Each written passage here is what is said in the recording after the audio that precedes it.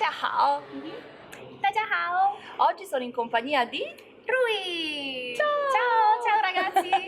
Allora, per chi non la conoscesse, ma ne dubito fortemente, lei è una ragazza che cinese, ma è praticamente naturalizzata in Italia, ha un canale su YouTube che vi lascio comunque nel box info il suo link e parla di cucina cinese, cultura cinese ed è dolcissima, quindi ed è per me una delle primissime volte che sto realizzando un'intervista live, perché insomma dall'anno scorso ho realizzato sempre interviste, però chiaramente con la distanza, e invece sono contenta di conoscerla e poter parlare con lei. Anch'io, tantissimo. Volevo cogliere l'occasione per fare delle domande a Rui che riguardano un po' la sua vita, la sua esperienza anche su YouTube e un po' di curiosità. Siete pronti? Allora, Kaishba,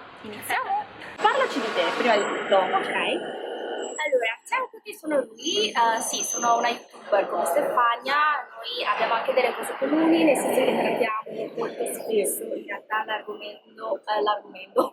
l'argomento che riguarda Cina. Io faccio principalmente le ricette cinesi e infatti in realtà da poco che faccio sto lavoro, anzi hobby, ho iniziato durante il lockdown l'anno scorso quando ero rimasta a casa tantissimo tempo e per passare un po' di tempo ho detto vabbè, mi piace cucinare, condivido con voi le mie ricette. È stata così più o meno come è stata ideata il canale, da dove era partito. Ed è andata tra l'altro benissimo, perché comunque il suo canale è seguitissimo e quindi ha veramente un gran bacino, e questa cosa mi fa molto piacere sotto il punto di vista che va sull'aspetto proprio di far conoscere la Cina. Cioè, io ho anche aperto il canale per far conoscere la Cina a più persone, tu lo stai facendo e spero insomma che continui a farlo ancora di più. Sì, sicuramente continuerò finché non mi stanco, ma vedo difficile che mi stanco. È appena iniziato, non mi sono stancata io, cioè. Tu sei originaria di che città? Provincia? Allora, io sono della provincia di Zhejiang e vengo da una piccola città, piccola in confronto in Cina, perché se paragoniamo alle città italiane è abbastanza grande, una città che viene chiamata Wenzhou, che tra l'altro tantissimi immigrati cinesi in Italia vengono da questa zona, perché la nostra zona diciamo che è una città molto predisposta a immigrare, mentre le popolazioni di altre città difficilmente immigrano da altre parti, mentre noi wenzhounesi siamo abbastanza disposti, ecco. È vero, infatti ragazzi, molti dei cinesi che sono qui in Italia, che hanno aperto dei ristoranti, hanno dei negozi, probabilmente, se glielo chiedete, vengono proprio da Wenzhou. Esatto. Come si fa a conoscere una persona cinese? Ci sono delle persone che mi seguono che hanno il desiderio incredibile di intraprendere amicizie con persone cinesi. Io conosco anche tantissime persone che hanno studiato in Cina, persone italiane, e la cosa più difficile è stata proprio quella di proprio intrecciare rapporti d'amicizia durevoli, duraturi. Ecco, un consiglio da persona comunque occidentale, cioè tu sei molto occidentale ormai, hai una mentalità molto aperta, e questa cosa mi scaturisce questa domanda. Ecco, come si fa? Ho capito la tua domanda e effettivamente diciamo noi cinesi siamo abbastanza chiusi. Forse questo avete notato anche voi, cioè noi come popolazione non siamo persone molto aperte, non siamo molto, come dire, gli approcci con i gesti tra i cinesi in realtà lo vedete molto raramente.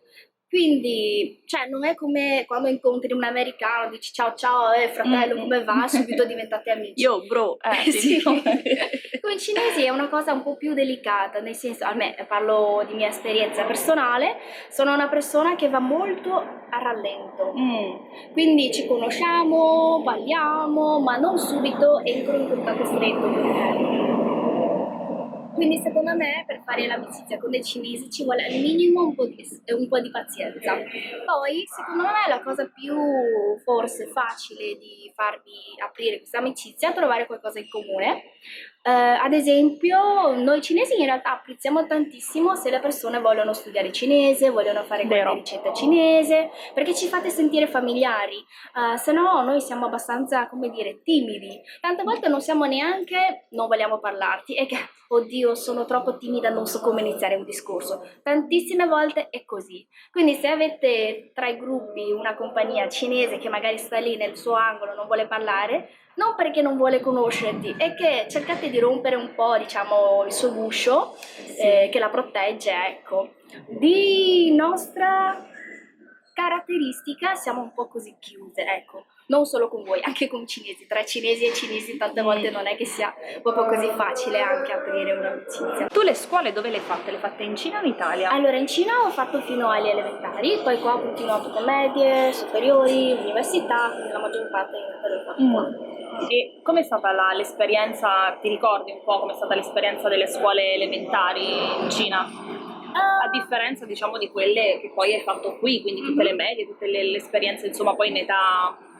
Diciamo che le scuole in Cina sono molto organizzate, abbiamo tantissime regole e noi rispettiamo molto le regole e poi abbiamo, come posso dire, un rispetto verso i insegnanti molto più alto di qua. Qua tante volte mi viene da pensare, non dico che non è rispettato, però tante volte è molto easy l'approccio con gli insegnanti, tutto quanto, mentre se fosse in Cina per noi invece gli insegnanti hanno quasi un livello in più di te, quindi tu gli devi dare del lei. È una cosa che c'è di differenza anche tra gli alunni, noi da elementari già abbiamo tipo della capo classe, capo squadra, quindi già c'è una piccola gerarchia che ti fa, uno, aiutare gli studenti di prendere un po' di responsabilità, due, a essere più organizzati anche nella classe. Tipo loro aiutano i maestri di raccogliere i compiti. Il nostro tempo è praticamente sta finendo perché siamo proprio con i minuti contatissimi. Di solito va a votazione, quindi chi prende più voti diventa tipo capo classe, una roba del genere. Questa cosa un po' in Italia è un po', io sono un insegnante e ci sono a volte un po' di queste situazioni esistono, però può creare, sai, per i ragazzini un senso di ansia, cioè se non vieni votato allora vuol dire che non va bene qualcosa in me, ti senti un po', ti fa escludere un po' dal gruppo e un po' dipende chiaramente poi dalla cultura, da quello che c'è chiaramente anche in casa, perché a scuola è vero, la scuola è importantissima, ma poi anche il lavoro che fanno i genitori è importante. Comunque ragazzi, praticamente vi abbiamo fatto un assaggio di questa intervista. Il tempo vola ma è veramente volato, ma sì, perché solitamente le mie interviste, queste qui che ho fatto online, che tra l'altro ve le lascio perché ho parlato con una ristoratrice di Torino, una coppia mista cinese italiano, con un ragazzo omosessuale cinese, e solitamente sono durate un'oretta, però questa è brevissima ma intensa. E comunque ragazzi, con questo vi salutiamo, 再见, alla prossima volta! alla prossima volta, Ciao. ciao ciao!